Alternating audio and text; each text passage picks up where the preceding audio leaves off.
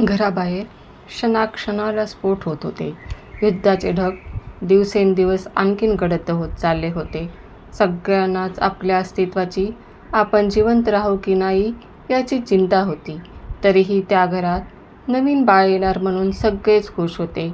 हे बाळ आपल्यासोबत सगळ्यांसाठीच खुशी घेऊन येईल, युद्ध संपेल आणि आपल्याला पुन्हा पूर्वीसारखं सर्वसामान्य जीवन जगता येईल अशी त्यांना आशा होती.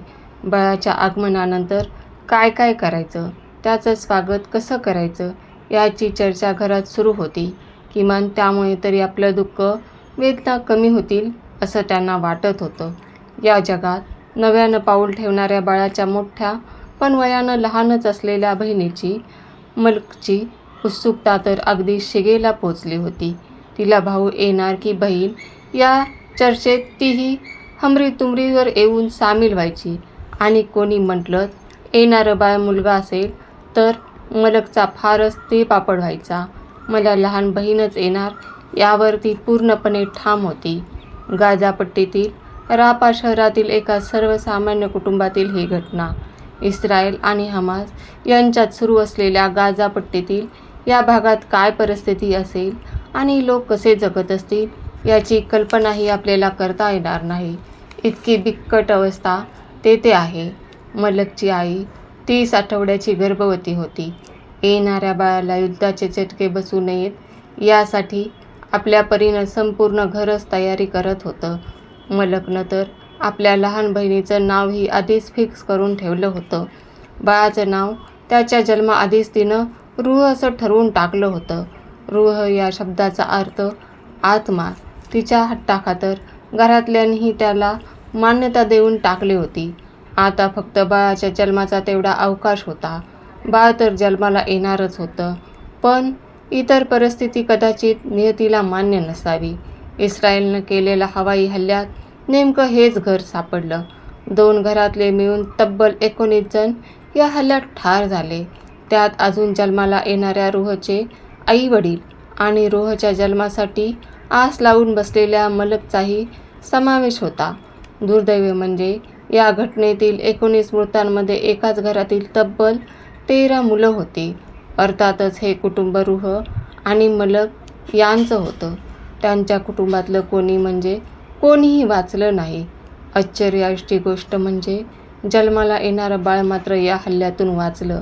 बाळाची आई वारली, पण मृत आईच्या बाळाला जिवंतपणे बाहेर काढण्यात डॉक्टरांना यश आलं. आजूबाजूला कुठेही जवळपास हॉस्पिटल नसताना, डॉक्टरांची उपलब्धता नसताना आणि मुख्य म्हणजे प्रत्येकालाच आपल्या जीवाची पडलेली असल्यामुळे मदतीलाही कोणी नव्हतं. पण या बाळाचं नशीब बलवत्तर होतं. एवढ्या मोठ्या हल्ल्यानंतरही अचानक काही जण अक्षरशः देवदूत बनून तिथे आली. उद्ध्वस्त इमारतीला सांगाडा आणि मृतांच्या ढिगाऱ्यामधून त्यांनी नेमक्या वेळी मलकच्या मृत गर्भवती मातेला बाहेर काढलं. सबरीन अल सकानी हे तिचं नाव. जेवढ्या लवकर तिला रुग्णालयात नेता येईल तितक्या लवकर तिला त्यांनी डॉक्टरांजवळ नेलं. डॉक्टरांनीही आपल्या प्रयत्नांची पराकाष्ठा करून मृत आईच्या पोटातून ह्या बाळाला जिवंत बाहेर काढलं. मलकच्या म्हणण्यानुसार ती मुलगीच होती. या बाळाचं नावही आता रूहच ठेवण्यात आलं आहे. पण दुर्दैव म्हणजे तिला रूह म्हणून हाक मारण्यासाठी असूसलेली तिची मोठी बहीण मलक, तिचे आई वडील, काका काकू, इतर कोणीही भावंड आता हयात नाही. डॉक्टरांनीही तिची नोंद अनाथ अशीच केली आहे. इमर्जन्सीचे सेक्शन डिलिव्हरीद्वारा रूहचा जन्म झाला. जन्माच्या वेळी तिचं वजन केवळ 1.4 किलो होतं. डॉक्टरांनी तिला इन्क्युबेटरमध्ये ठेवलं होतं. किमान महिनाभर तिला हॉस्पिटलमध्येच ठेवलं जाईल.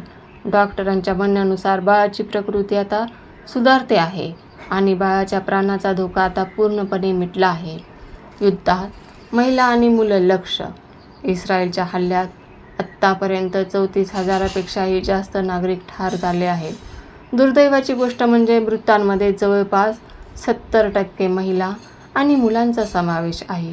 गेल्या 24 तासात तर एकाच वेळी जवळपास 100 लोक ठार आणि त्यापेक्षा दुप्पट लोक गंभीर जखमी झाले आहेत.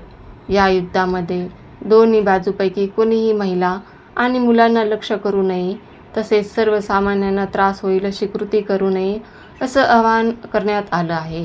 हे किती अंमलात आणलं जाईल याविषयी मात्र शंकाच आहे.